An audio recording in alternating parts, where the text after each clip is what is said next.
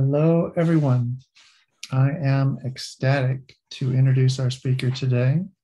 Todd Morra from Clemson University is going to tell us about minimal DG algebra resolutions of certain Stanley-Reisner rings. Todd. Thank you, Carrie. I'm excited to share as well. I enjoy very much what I am doing and don't get much chance to share it. So this is a cool opportunity. So originally, these simplicial complexes arose from looking at some simple graphs and independence complexes. And so if those words mean something to you, then great. This is a more general construction. And so for one, I'm going to try to convince you of its value. This is my notation. I don't know that this is used anywhere else. And then using some work of others and realizing this as a special case of some of their simplicial complexes, we get a minimal resolution that I'd like to show you. And what I have built is an explicit DG algebra structure for those resolutions, which I'm also very excited to show you.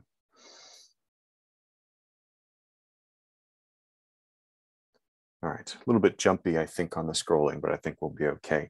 So a simplicial complex, it's just a collection of subsets. So you take a vertex set V and you pick up a pile of subsets, and that forms a simplicial complex if that collection of subsets is closed under taking subsets. Depending on who you ask, simplicial complexes also need to contain all of the singleton sets. I think I'm a little wishy-washy on that point. The elements of the simplicial complex delta are the faces, and then the largest faces are the facets. So for instance, in this vertex set, this would be a simplicial complex. I've got my empty set, my singletons, and then one, what I only know to call is an edge for explicitly this purpose over here. We abandon the set notation for the faces immediately in favor of some less cumbersome concatenation.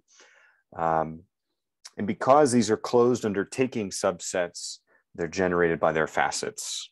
So where I almost always will lift them this way.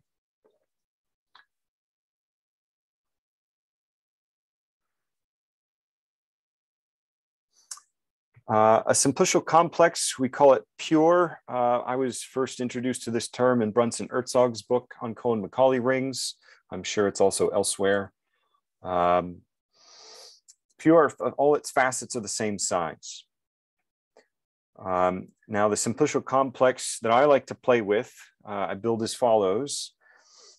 So you take any old simplicial complex on a vertex set. And then I make a new vertex set that is twice as big. So your V and all of the Romans here, you complement each of those with a corresponding Greek. The facets of my simplicial complex, effectively, you take every face of delta and you ask it to also carry around its complement in the form of giving it some Greeks. And so Deltahat is generated by all of these such faces, and I call that the purification of delta. Moving swiftly to an example. So here's the simplicial complex from the previous example. I'm going to carry this around throughout the entirety of the talk. So for each of these faces, if it is missing some things, which there will be, give it the corresponding Greek. So this is missing A, B, and C. So give it an alpha, beta, and a gamma. That gives me a facet of Deltahat. A similarly, but is only missing B and C. So give it a beta and a gamma.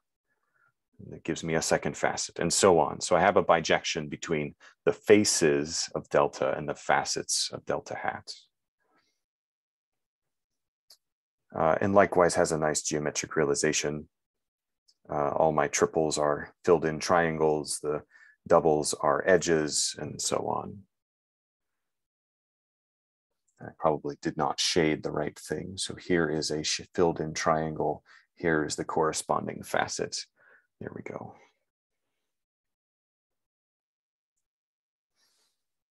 Cool. So what is the thing? Who cares? So for one thing, Deltahat is going to be shellable. For convenience, if it is a pure simplicial complex, I'm going to assume pure here because it simplifies my definition of shellable a bit. A pure simplicial complex is shellable if you can list its facets so that when you intersect each new facet in the list with the previous, you get something of codimension 1. So, for instance, this complex is shellable if I list the facets in this way. I have a shelling. Why? Because as I intersect BCD with the previous, right, I can glue that on and I intersect with an edge. So this is a two-dimensional thing intersecting with a one-dimensional thing. And that's what I want.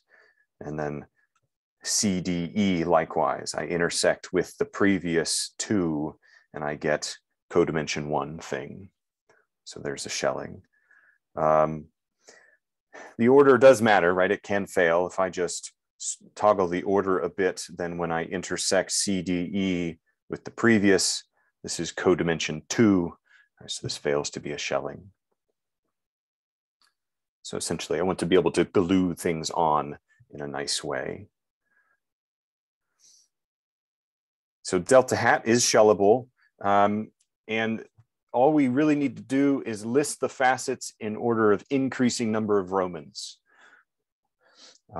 So you can toggle things a bit, and in fact won't change even the DG algebra structure that I'm going to show you towards the end, or as we press on through the goals.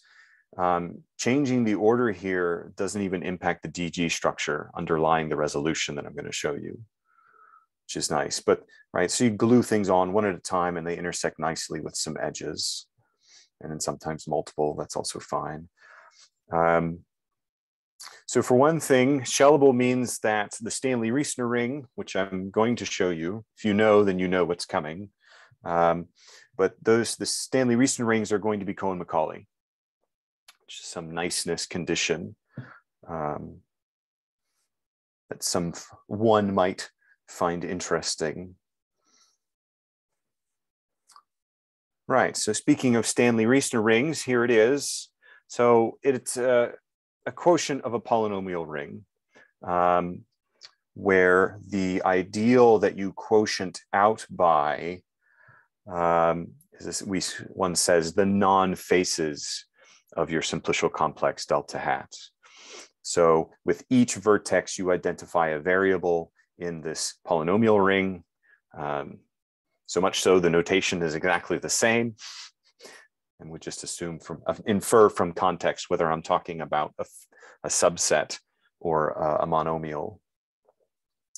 Right, so for every subset of the vertex set, if it's not a face, then use that monomial as a generator for this ideal. And the Stanley-Reisner ring is the quotient. Examples are supremely helpful with long definitions. So in the simplicial complex that we're going to carry around, so what are we missing? A couple things, right? So there's an edge here missing. There's a filled in triangle missing, likewise down here. And then we're also missing sort of the negative space that completes this sphere that we're building, which will always be the case, by the way. And then we're also always going to be missing, you'll note by construction, the Roman and Greek counterparts never coexist in the same face. That is to say, A and alpha never appear together in any face of Deltahat. B and beta C and gamma and so on. So, right, we've got a pretty lengthy list, but because unlike our simplicial complexes, they don't generate top down, they generate bottom up. So I only need the minimal non-faces of Deltahat. So there's a whole lot of these that I can just throw away as redundant generators. And I'm not going to belabor where this, this construction comes from. One can decompose this monomial ideal with methods that I encountered in Carrie's book that she co-authored. You can decompose this into some irreducible, irredundant components that will be of use to us later. For instance, one can see that this ideal is unmixed. Another nice property that one may care about.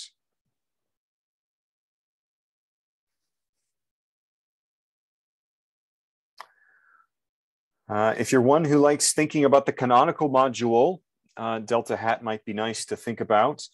The minimal generators of your canonical module of the Stanley-Reisner ring that comes from these Deltahats are in bijection with the facets of the original delta. So that original delta does carry some structure still. I guess you could say Deltahat preserves much of the structure of delta. So for instance, the original delta that I've been going to continue to carry around is here.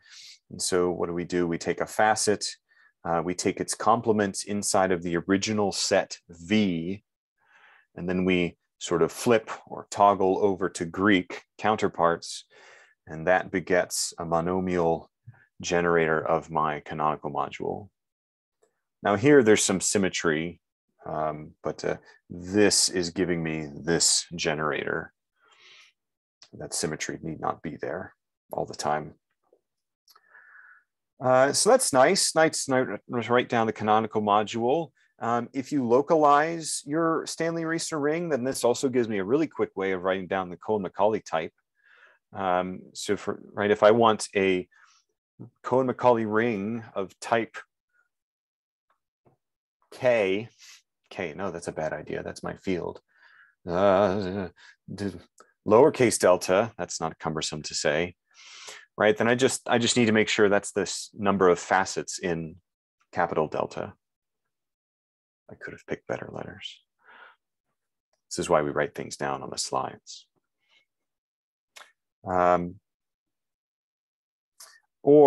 I mentioned earlier some independence complexes in K1 coronas. I'm not going to define the independence complex here. I don't want to belabor that, but in the special case where my Stanley-Reisner ring is also the edge ideal of some K1 corona, sigma G of some simple graph G, then one can think of the Cohen-Macaulay type as the number of maximal cliques in G complement.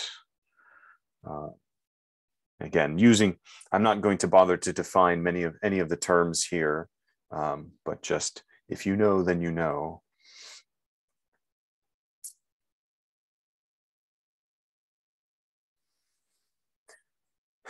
We have something nice, a nice topological conclusion here as well, and we're going to use this going forward. And I love that the topological conclusions about these geometric realizations hold strong algebraic consequences for the Stanley-Reisner rings that they come from. That is the math that gets me up in the morning, is that I get to answer some rich algebraic questions using some geometric or combinatorial methods. So as long as delta is not a simplex, which I've only in this moment realized I've not defined. So roughly speaking, right, you are, well, let me say in words, you are a simplex if you have one facet and you are using all of the variables, all of the vertices. I guess that would be the power set on the vertex set as well. So as long as delta is not a simplex, then delta hat is topologically equivalent to a ball, and therefore its boundary is a sphere. And that's using some work by these folks. So in our picture, so the definition of the boundary has its definition in simplicial homology.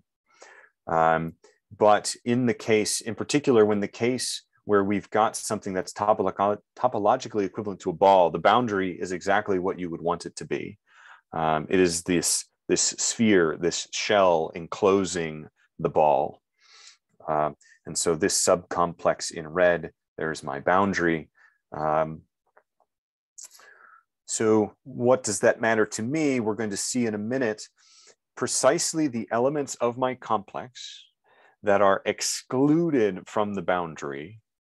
So there's one vertex, several edges, and all of my facets. Those are precisely the elements that are going to become basis vectors in my resolution. And so the fact that Deltahat always gives me a ball and always gives me this nice spherical boundary is very, very nice for being able to write down this resolution. Right, speaking of which, so let's move on to goal number 2, segues nicely. Let's talk about this resolution after some coffee.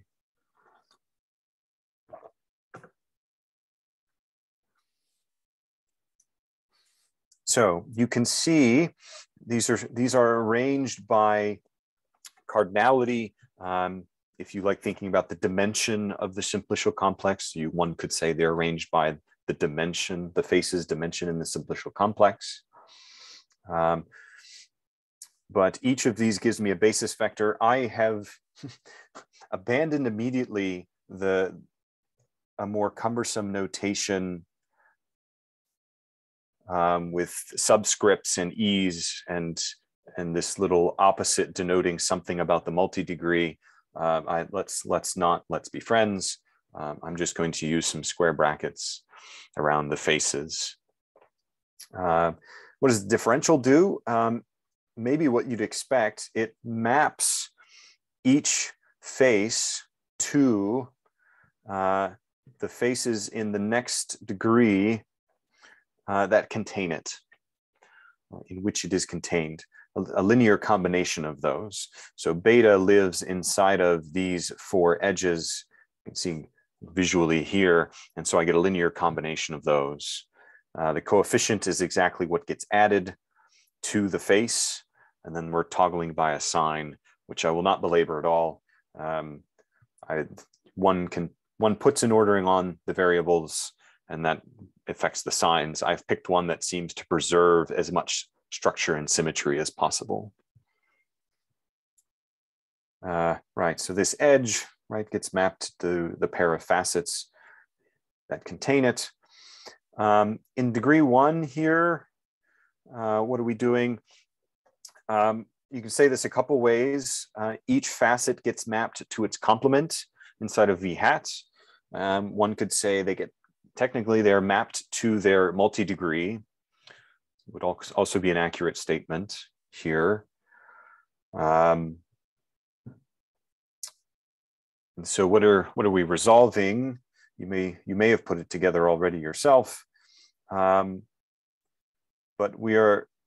one can sort of toggle and get a resolution of just the ideal I, but because I will be looking for DG algebra that requires me to have a ring in homological degree 0, I'm considering a resolution of this quotient, where I is the dual ideal to my Stanley-Reisner ideal.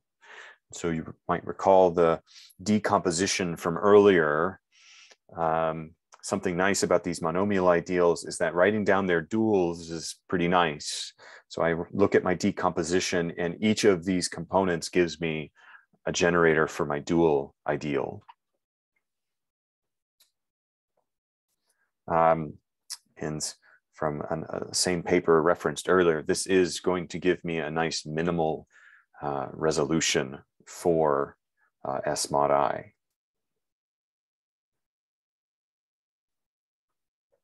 Time is good. Good. Right. So what I would like to spend the rest of the time looking at is the DG algebra structure that I have constructed for these resolutions. So if you are, so DG algebras, there's a DG algebra structure for instance, the Cazul complex, the Taylor complex. There's lots of things that you need. There's some of these that sort of get, some of these axioms that sort of get baked in. You kind of, you build it to build the structure to do the thing that it needs to do. Broadly speaking, if my resolution has a DG algebra structure, that means it has its own ring structure. And the things that get built, you build the product, right? It has to behave like polynomials when it comes to homological degree. So my homological degrees have to be additive undertaking these products. And then you sort of set up your linear system to make sure that I get graded commutativity, but the big one where you spend much of your time defining these is the Leibniz rule. So it has to behave in a particular way with my differential.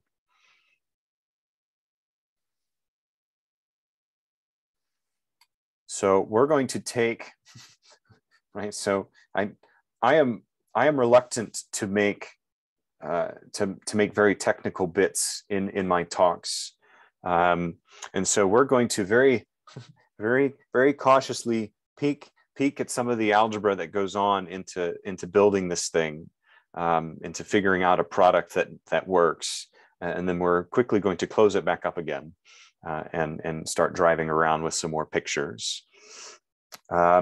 So what do you want to do? So I'm going to take a pair of facets, for instance, and I was all right. What would be a reasonable product to take? So the degree of the product has to be the sum of the degrees of the factors, right? So a product in degree 1 times degree 1 has to land me in degree 2. So, okay, so that means my product has to be some S linear combination of these things. And since my differential is linear, I know that the image of my product has to look this way. Now, of course, I can write out all of these images, and in practice I do. It is very tedious and takes up much space, so I won't do that here. That would not be kind, I don't think. But the other thing we want to focus on is the Leibniz rule. Right? So if I drop my product into this differential, then I have to obey the Leibniz rule. And so what do? You keep track of all the bookkeeping that ensues. Right? So all of these images are in degree 1 here. And I've got, in this bit, I've got 2 terms that survive. And so you go through and there's a lot of bookkeeping. There are some choices that one makes where I've chosen some things that didn't have to be 0, but I choose them to be 0 to make life a bit easier. And ultimately you land with this product. So a couple of things you might notice. So one nice thing, the intersection of these two faces is beta gamma, which is precisely the basis vector in my product. That's awfully nice. The coefficient is, for a long time, I just thought of this as the flip of this, right? I've toggled it from Greeks over to Romans. One could think of it as the intersection of the complements of these two. I believe there's a monomial way to think of this as well. let me not try to produce that on the fly. But there's something of note here. I've handed you a particularly nice case where the intersection of these two was exactly the cardinality it needed to be to even have a chance to show up in the product. Right, I've handed you a very special case here.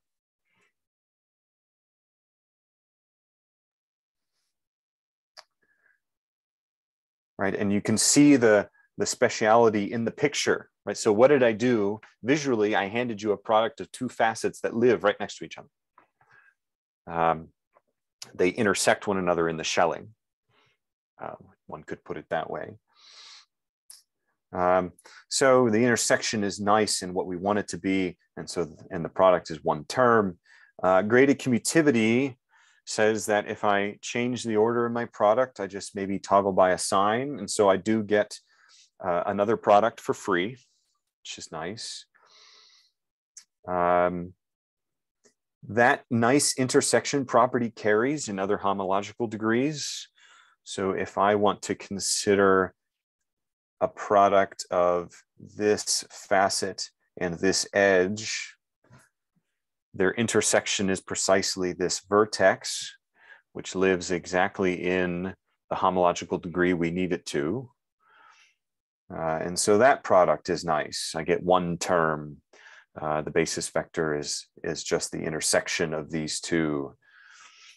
Graded commutativity, because one of these has even homological degree, this product and this, right, these actually commute. But, right, what if I hand you a pair of facets that don't live right next to each other?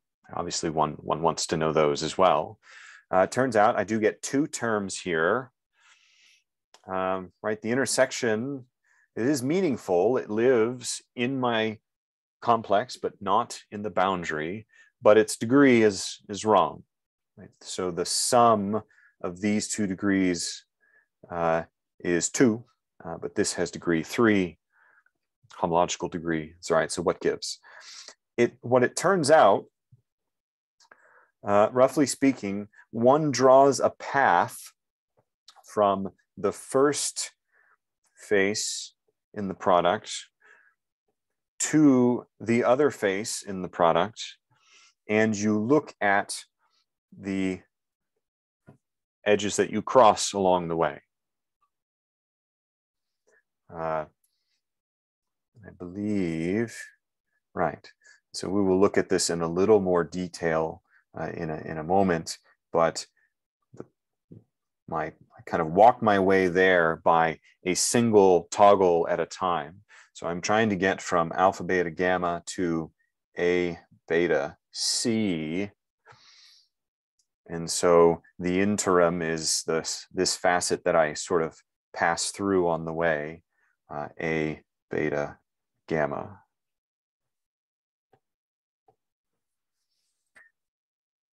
So what we're going to see, so this product that leaves some gaps, what it turns out to be is a linear combination of these intermediate products that show up in the path. So what I end up doing is I look at alpha beta gamma times A beta gamma, and then I toggle the coefficient a bit. I look at A beta gamma times A beta C, and I toggle the coefficient a bit, and that lands me here.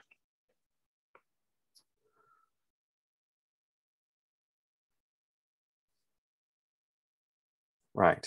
So I'm going to do you a kindness and not write down the definition of this product in its full generality.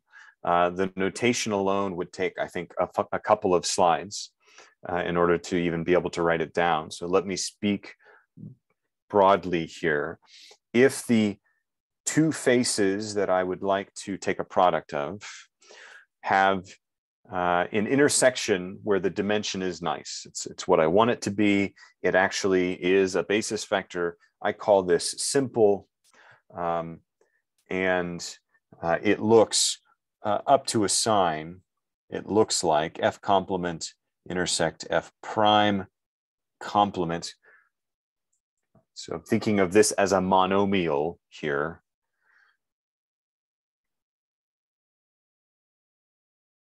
And then the basis vector is the intersection of the two originals, right? Then there's a sign to wonder about. I'm just not going to belabor that.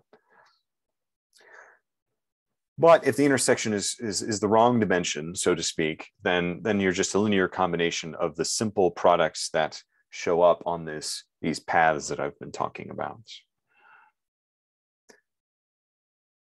So I'm going to, I think it is worth zooming in a bit here.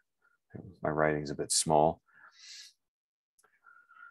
So here's a for instance, right? So this is what we've seen.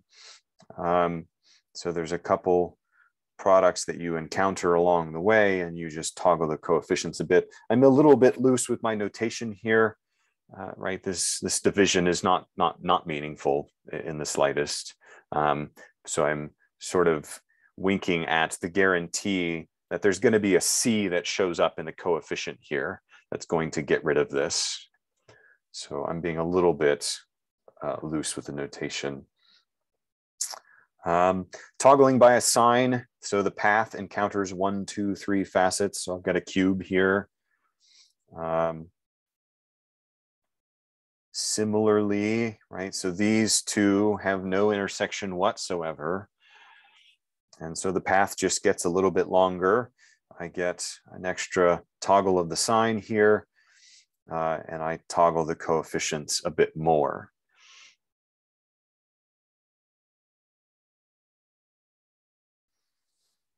So one of the takeaways here, and I've been told, that I can admit my ignorance here. So Golod ideals, not something that I have given much thought to, but these products that I've been swimming in for the past however many years. So all of these coefficients are coming from my maximal ideal. They're all coming from the ideal generated by the variables. And so I believe one of the conclusions of that is that this dual ideal I is Golod.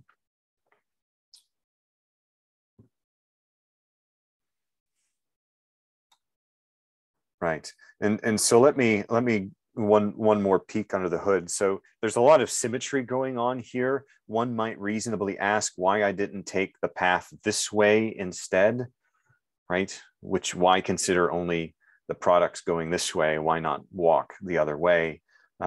Ultimately, one chooses.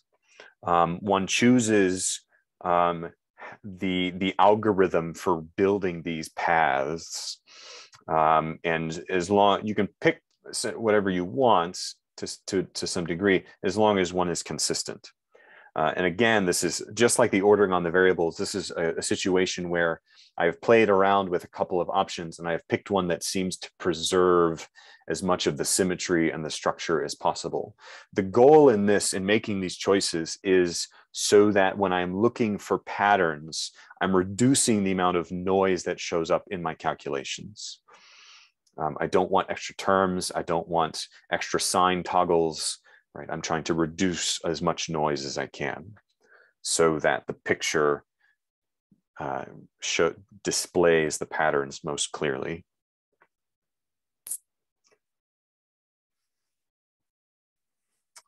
So those paths, this is the ordering that I've chosen. So some brief notation. So these taus effectively, they take in a face that has a sub I, they remove a sub I and give it alpha I instead. And t sub I would be the inverse of that. So feed it a face that has alpha sub I, it removes it and replaces it with an a sub I. And so, for instance, the path I just showed you from alpha B gamma to A beta C.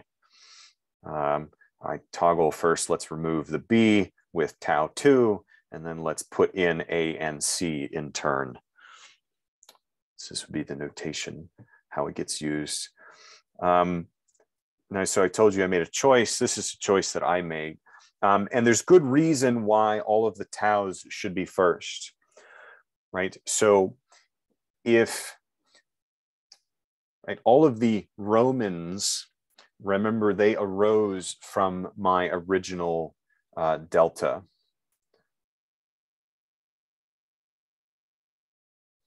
And so what I'm doing by removing extraneous Romans first before I add any in is I'm making sure that I remain inside of my simplicial complex. Right? My Roman faces only get this large. And so before I go adding Romans in, let's make sure I remove. Another way one could say, make sure you don't walk outside of the boundary and try to come back in. Be another way to think about it, I suppose. Right, so in these pictures, right, we'll take a walk. So first remove the extraneous B, and then I add in A and C in that order. And so that I'll walk a little path there.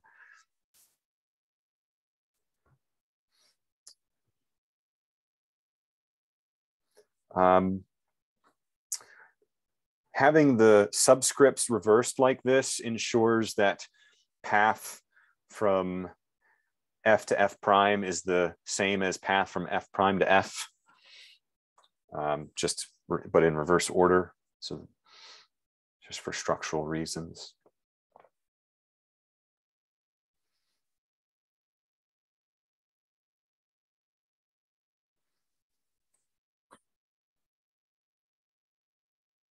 So a lot of the products here do turn out to be zero. Watching my clock, how am I doing? Doing okay. A lot of the products do turn out to be zero. So having a nice intersection that lives in my complex, but not in the boundary, and is of appropriate homological degree is not enough to guarantee a non-zero product. For instance, these two both have nice intersections. It's the right size. It shows up as a basis vector, right? Everything looks fine. But it turns out if you go through the linear algebra system, right, you toggle and make your choices, see what falls out. This one ends up being zero. And what I found is that I can actually define for each of my basis vectors, I can define some set where such that with a few other conditions, my product is going to be non-zero if and only if this second factor contains some element of this epsilon set of the first, which was a really, this realization came pretty late in the game and has been remarkably helpful in building out these multiplication tables. It used to be checking of several paths and looking to see if I covered enough of these things, and it was very, very tedious. And so this realization was immensely powerful in simplifying the work, because the multiplication tables for these things are relatively sparse. And so being able to throw a whole bunch of them away immediately was nice. Yes, so for instance, and I'm not going to talk about how this set gets built. It does involve the T's and taus before applying them in a certain order and throwing out certain variables. If you're not dealing with a facet, it becomes even more tedious. And again, was just a bear of notation to implement here. But let me say, for this particular face, by way of example, there are 3 elements in it. Notice this is not being generated. There really are just 3 elements in here. So this is non-zero because this precisely contains one of those elements, so even better. This, however, does not contain any of these, and so this product ends up being 0. And this is an example I never got back to. I confess. So right, it's tedious, right? I had to tunnel back into my notes, and then something in my teaching caught fire. So anyway, never got back to this. But it gets a bit more tedious when you ask about some of the faces of codimension 1 or higher.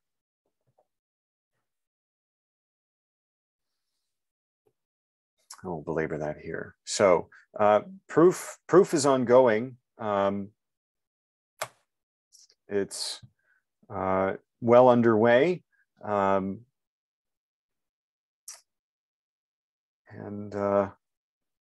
Yeah, I don't even think. So let me just, on the last slide here, let me say, thank you very much. Let's thank Todd for the nice talk.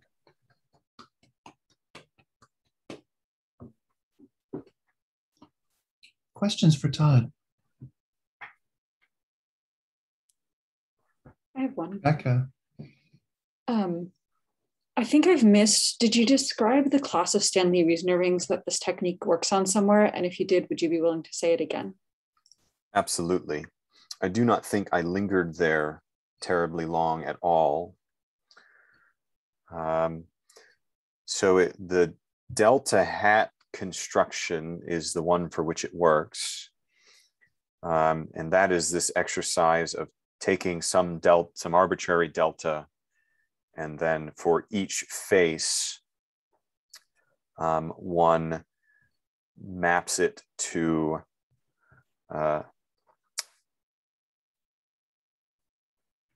one fills it out with Greeks. So for each Roman that a face F is missing, give it the corresponding Greek. So you're saying if something already had the structure of this like dual, some Roman and some Greek letters, then you can find the DG algebra structure? Yeah, sure. I think where this arose was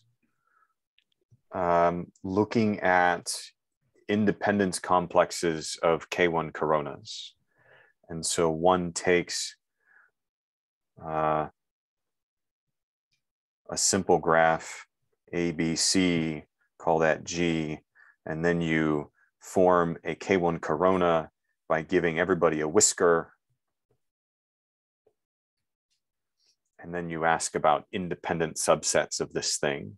And what the whiskers do is they guarantee that all of the independent subsets have the same size, right? They're all of size 3. So alpha, beta, gamma is independent in this graph because none of those vertices are adjacent. So if I had an arbitrary simplicial complex, I would look to see if all of the maximal independent subsets are the same size, and that would tell me it has this structure, or is that not quite right? That might, I don't know that would be sufficient.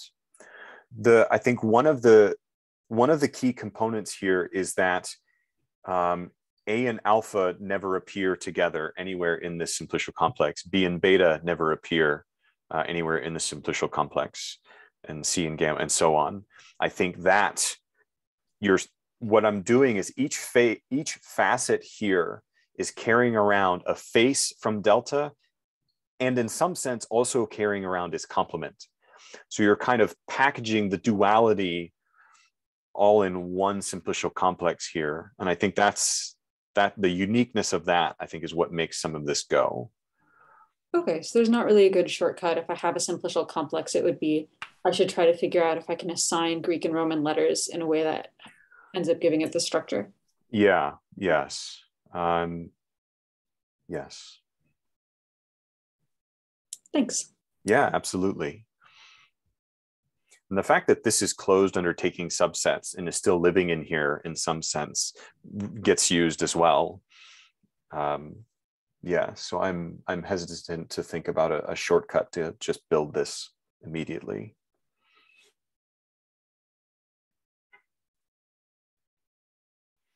There is a question in the chat. I mean, you mostly addressed it in the talk, but I'll let you be the one to say so.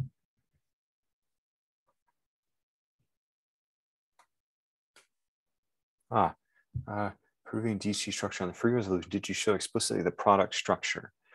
I did not give the product structure explicitly. The proof is ongoing. I'm writing the proof at the moment. There is some work by others that guarantee the minimal resolution exists, but the DG structure, the proof is in the works, and the notation for giving the product is quite cumbersome. Todd, I think the question is asking not did you present in this talk the DG algebra structure, but do you write it down in your note? Yes. Yes. So the explicit structure I do give. Yes. Thank you for clarifying, Carrie. Absolutely. Other questions? I have one question. Justin, go ahead. So this is maybe a little bit out of left field, so it's fine if you don't good. answer. But do you know if these purifications come from a matroid? Matroid. I can't say that a matroid is a term I'm familiar with. Okay. That's totally fine. Yeah. Sure. Yeah, but thank you for the question. Justin, do you have a reason to suspect why they might come from matroids? So I think matroids can be, as simplicial complexes can be characterized in terms of purity. So sort of matroid I think of as sort of a strong pure condition. Okay. That's why I was wondering. Thank you. Other questions?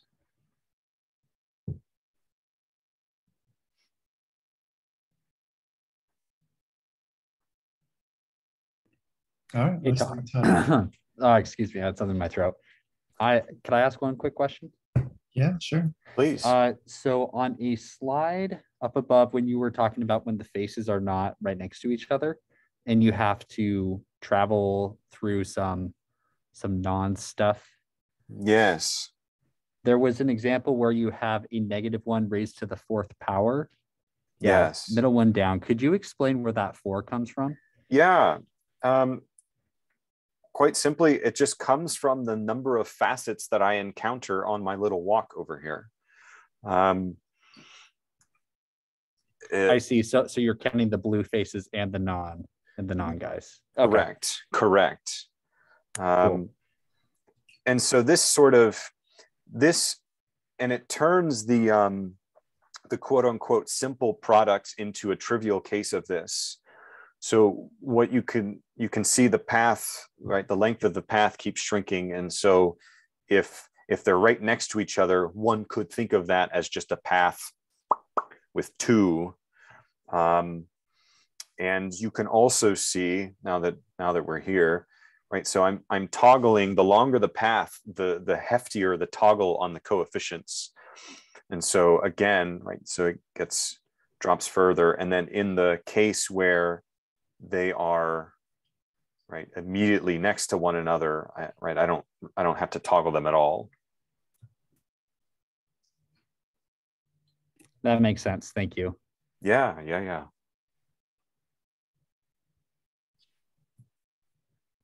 Last call for questions. All right. Thanks again, Todd.